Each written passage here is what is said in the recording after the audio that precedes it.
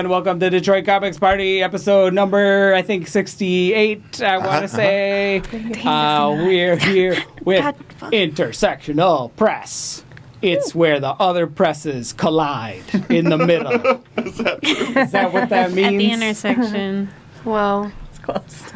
Okay, we're close. We're so close. Would you mind going around and introducing yourself so we know who we are talking to? And by we, I mean the audience, because I definitely am good at remembering names. I'm Ashley. I'm Brooke. I'm Emma. Welcome to the show. And can you tell us a little bit about what your super mission is? What is your mission? The mission of Intersectional Press. Yeah. Brooke. I should have memorized our actual mission statement because we do have one because we are a real nonprofit. We were talking to somebody right before this who was like, "Whoa, intersexual press. That's so That's another arm. That's an arm. That's our. That is a branch 21 plus road We will have I like an arm it. for that. of the like it. Write that down. intersection. Duly noted. You write that down. But our logo is actually street signs, but we are intersectional identity-wise. So our mission is really to focus on folks that have marginalized identities, that their stories may not make it, to TV shows and on the radio and to be published, and to provide the space and the tools to kind of do some DIY publishing so that they can get their stories and their unique experiences out there into the world. It is very cool. Thank you. It's a good mission to have. Indeed. Yeah. Like that a lot. We're about it. So I'm just curious, like, what in your life made you feel like this was a necessary thing to bring to other people and teach them how to do? All of it. My whole life? My whole life. As like a mixed race black woman. Like all of it. I'm trying to think. I feel like it was your idea though. Yeah, I think that there are a lot of nonprofits. Obviously, they're everywhere now, and I think I guess I won't say the majority of them, but a good bit of them. The intentions are really solid to begin with. Like, here's a group of people that we see are underserved, and these are the people that we want to help. And, like, we have the means, and we have the funds and the tools to, like, give them a voice and help them.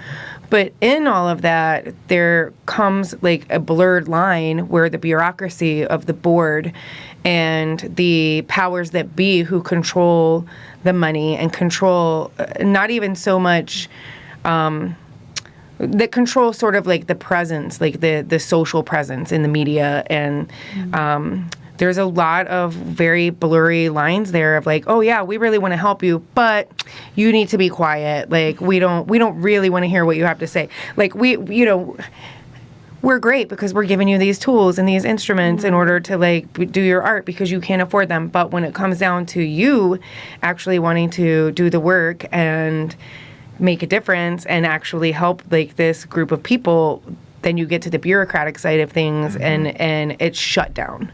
Yeah. And you're silenced, and it's, oh, that's a really good idea, but we have to get a board vote, or we have to like approve this and approve that. And I think that like we came together having experienced that with a nonprofit around town, and we just decided, this is ridiculous. Like, they're not serving, like there are a lot of them that are not really serving the audience and the people that they're setting out to serve, when there are people that want to do the work, that want to take the action, that want to form a community. And so that's kind of like how we came together and like had the idea of like, this would be so great to just like be able to let people have a safe platform and not have any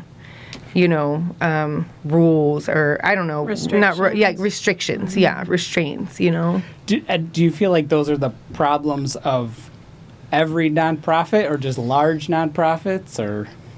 I'm speaking of a very small nonprofit, so okay.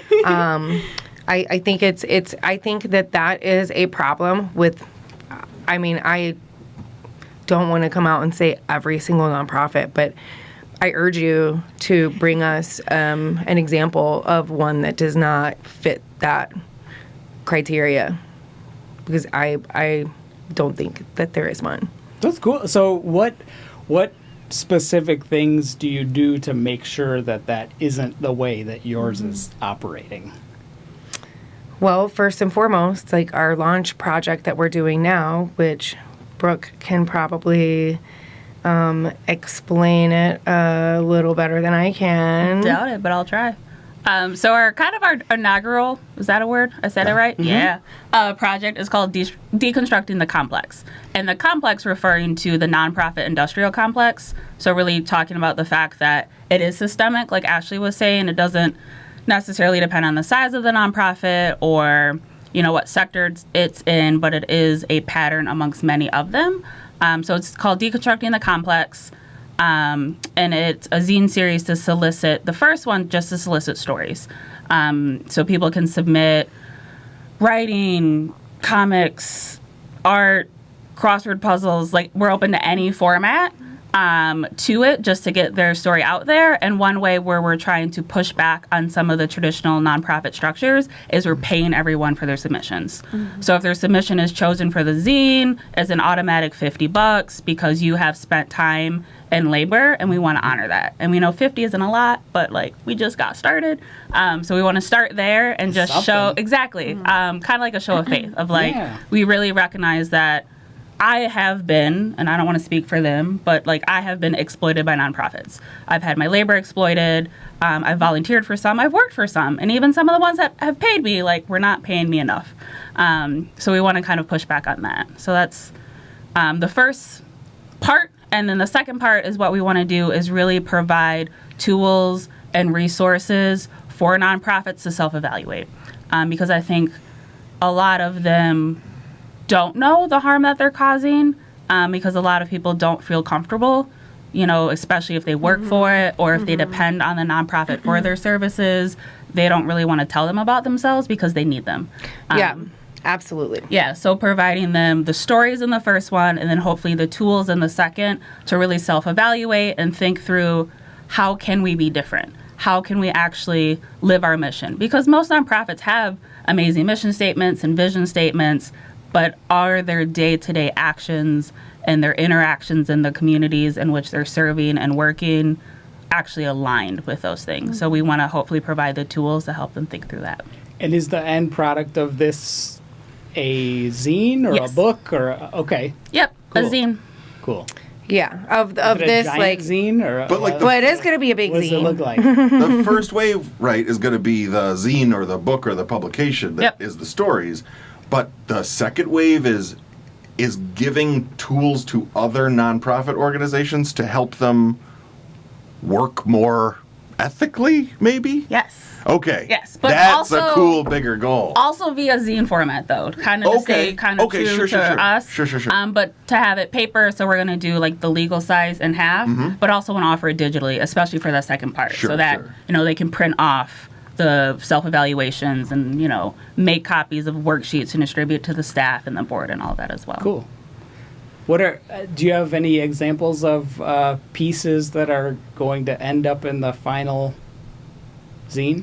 Not yet. We just opened submissions at the beginning of this month. Okay, cool. Feel free to submit. Okay. Cool. And if someone wanted more information about how they could become involved in that, Yes. what might they do? If they wanted more information, we have a website, so it's just intersectionalpress.org. We're also on Facebook and Instagram, if you just search that. And then for more information about the zine itself, it's a really long URL, so we made a bit.ly. So it's bit.ly/deconstructing submission Cool. is where more information That's lives. memorable. And we will be we don't have any set dates, but we will be doing a community engagement where we will actually provide supplies for creating a zine submission. Cool. And it will be somewhere in Detroit in probably a restaurant or bar, community space where people can actually come work on their project while they're there, and then we want to create an open table there as well, where people can kind of open up some conversations about their experiences to sort of like get the fires burning on like making the art pieces. Cool. So that's really exciting, and that kind of like leads into like our little third wave of what we want to do, which is basically like the dream ultimately is to have like a mobile publishing unit, Which is the other intersection. right, where we could just come into a community and set up. Anyone can come, bring their work, even if it's verbal, and we can have someone to type it out, someone to show them how to print it, give them copies, so that, you know, whatever their hustle might be, they can always have 20 or 30 of those little pamphlets that they, you know, whatever they're doing, that's something.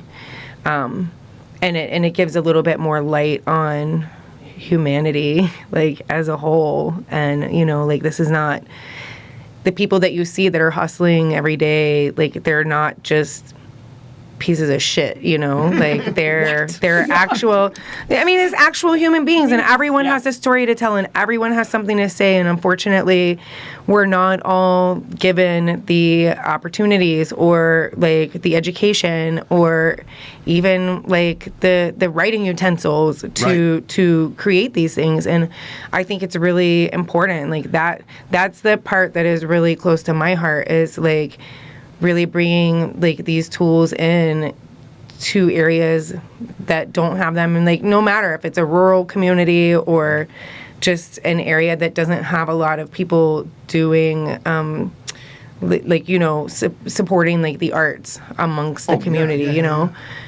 And so I think it would be like our dream basically to have this unit to be able to, like, you know, and if you want to hand bind, like, we can show you how to do that, you know, and have all the different ways that somebody can sort of release their work. Cool. What led each of you to the degenerate world of zines and self-publishing?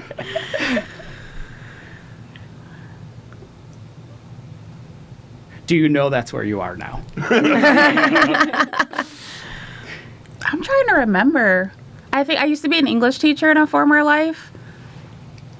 And I think probably there I'd make my kids make poetry zines, and then we would bind them and like have a little release party. Usually this month, actually, since it's poetry month, and by April no one wants to do anything. So it's like, here's magazines. We're doing crafts, but we're gonna call it zines because that hits standards, and I can put that in a lesson plan. And that was always fun. And they were even like kids that wouldn't necessarily turn in work would do that because there's scissors involved. You know, it's like 7th graders love destroying things. So if we can channel that into it. And then I don't think I didn't like share my first zine until 2020. I did one around the uprising. I was involved a lot in the Black Lives Matter protests, was tear gassed. Started therapy as a result, and was like, I gotta get this out. So that's the first thing I've ever actually like shared with the public, and I've made a couple since then. Yeah. So that's me.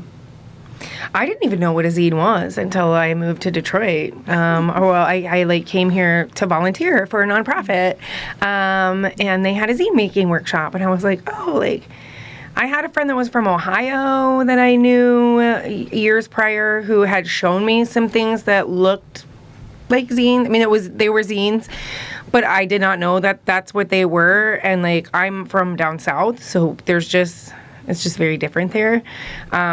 So yeah, I did not know what a zine was until like 6 years ago. I had seen one, but I didn't know that's what it was. And it's like, oh wow, this is so cool. Like, you know, like any of us can make a book, like just out of a little bit of stuff and get it out there. And I think that really speaks to like anti-capitalism, and like, you know, like we don't have to. Wait, you guys are anti-capitalist? What? You know, like it really speaks to like the whole DIY scene of like, it's not just, you know, doing a house show, but it's like knowing like this is my art. This is like what I can do, and here's how I can do it. And I don't have to call this publishing company or this company to get it out there. I can do it myself. And I think that's really there's some big power in that. Totally. I think like that's one of the best things you can do is just spread that idea that it's like you already have the stuff, and if you don't, you could probably go to the library or wherever you go to school or whatever and use the copy machine. Well, and sometimes it just takes like I think it takes also the encouragement level and an ear and someone, and that's where that aspect is of coming in to, like, we were down in Lincoln Park getting some uniform stuff I have a cleaning company, and we're like getting some items for that, and the woman who owned the place mentioned to us that she's friends with a lot of the people who kind of just like walk around over there. And she was telling us her story, which was such a fascinating story. And we just like, we're having a conversation on the way home, like, how cool would it be to like just set up in her parking lot a trailer and be like, these people that they come and she gives them like food and like hand warmers, like in the winter, like, hey, like, you got a story to tell, we want to hear it. And probably a lot of other people do too. So here's, tell it to us and we can try to get it out there, I think that's like the most cool thing about it is just that, like, we always have it in our head, like, you need something to fall back on, or you need, you have to be like signed by a publisher, or you have to get picked up by a label. And it's like, none of that is true.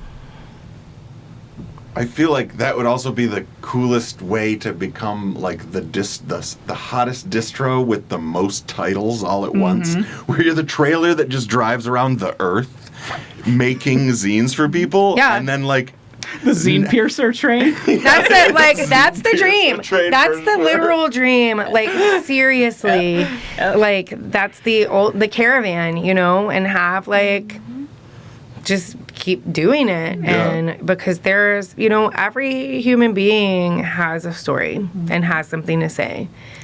There's just not always been someone to listen and hear them out. This is a lot of stuff that's like, I feel, talk about mission statements. I feel like a lot of what you're saying is quite the mission statement of my freaking life. To find people who have interesting stories or interesting work and then help them make it to be folded paper and then spread it in a way that they maybe they can find a way to make it their art piece, but then can't find the way to make it go on the eyes of people who would love it. Right.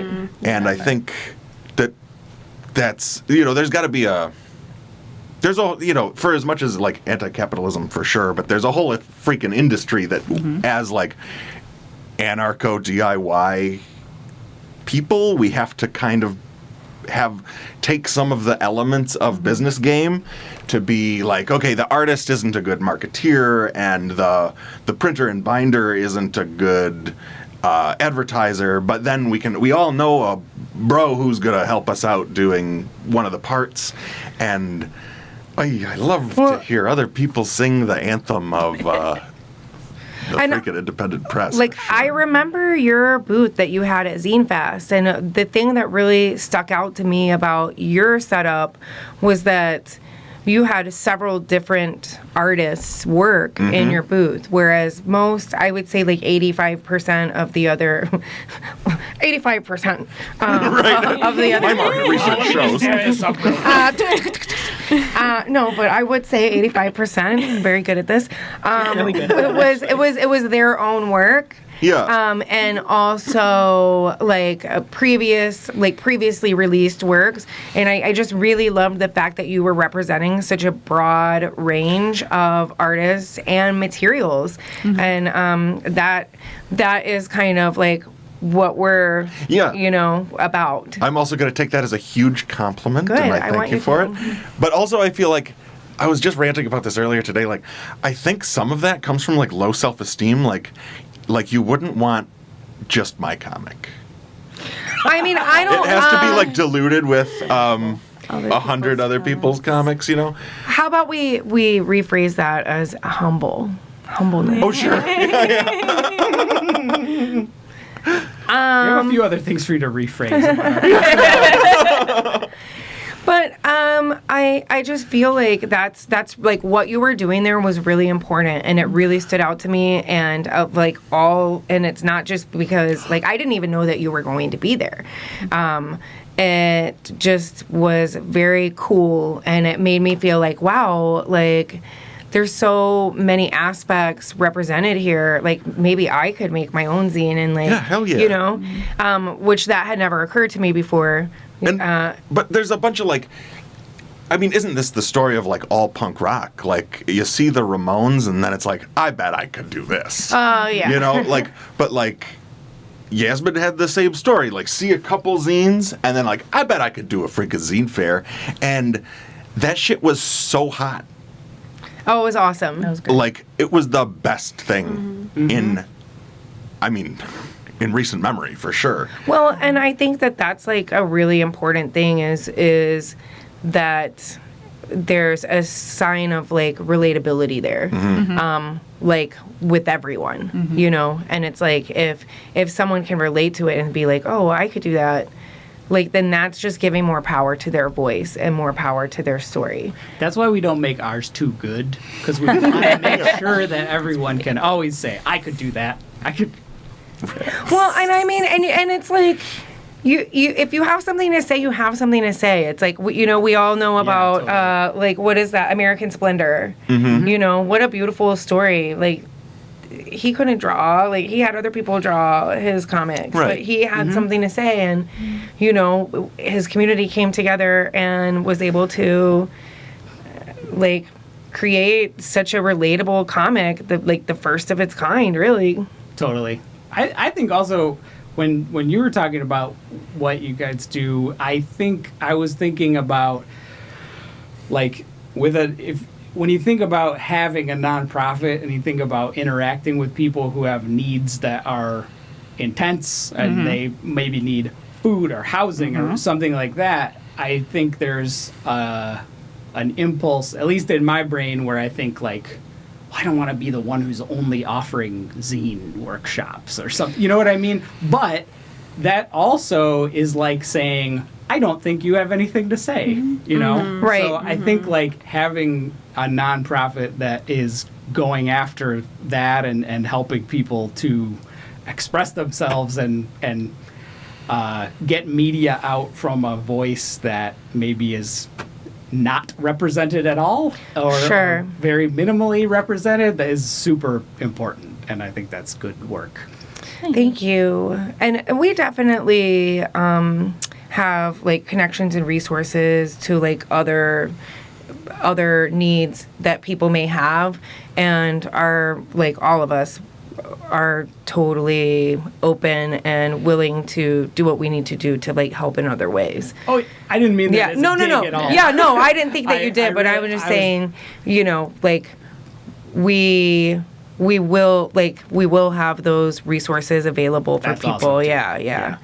And maybe But- that's a format where that could be disseminated to other people who need that information. Is, you know, if you're a person who needed that help at some point and you benefited from it in some way, Yeah. that maybe like people can share that, Share that. through you know, zines and doing their own publishing stuff. That's Yeah, I think it's like it's community, you know, it's Yeah. community Yeah. engagement, Yeah. and it's like just knowing, and it's like, you know, we're not saying like all nonprofits are bad. We're just saying, you know, be better. Because I currently work for one. They're great. Yeah, we're saying. yeah, somebody else in here might also. We're just saying, you know, do better. We're not coming at you and saying like you suck. We're saying, go look in the mirror. Go and look, like revisit your mission statement, you know, and really ask.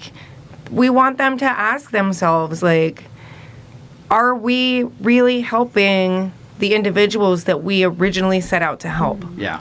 In the ways that they want to be helped. That part. Too, Yes. because I think That it's part right very there. easy to assume what people want and what people need, but that's not always the case. Well, and I think it's also important to like be reflective about how like our systemic issues in society can bleed over into your nonprofit, like in the board and other ways. Yeah. That was all. I'm sorry. No, I think- totally. We were talking earlier about like I had an idea for a nonprofit that would be. I used to work at a recycling warehouse where we got a ton of million computers, and it would be no work to just nice them up and make them working computers. So I was thinking, okay, nonprofit idea. The premise of the nonprofit is give kids computers.